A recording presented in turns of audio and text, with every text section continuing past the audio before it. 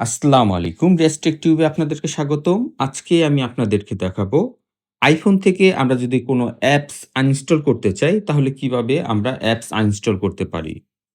তো আমি আপনাদেরকে ২ টি পদ্ধতিতে অ্যাপস আনইনস্টল করে দেখাবো। ১ম পদ্ধতি হলো, আমরা যদি এখান থেকে কোনো অ্যাপস আনইনস্টল করতে চাই, সেই অ্যাপসটিকে আমরা চেপে ধরবো। এবার এখানে আমরা দেখতে পাচ্ছি রিমুভ অ্যাপস। এখানে আমরা ক্লিক করব। তাহলেই আমাদের এই অ্যাপসটি আনইনস্টল হয়ে যাবে। এবার আমি আপনাদেরকে দেখাবো আরো একটি পদ্ধতিতে কিভাবে আমরা অ্যাপস আনইনস্টল করতে পারি। তো এর জন্য আমরা সেটিংসে চলে যাব। এখান থেকে আমরা জেনারেলে চলে যাব। তারপর এখান থেকে আমরা iPhone স্টোরেজে চলে যাব। এবার এখানে আমরা দেখতে পাচ্ছি আমাদের সকল অ্যাপসগুলি। এখান থেকে আমি যেই অ্যাপসটি আনইনস্টল করতে চাই, সেই অ্যাপসটির উপর আমরা ক্লিক করব। তারপর এখানে আমরা দেখতে পাচ্ছি ডিলিট অ্যাপস। এখানে আমরা ক্লিক করব।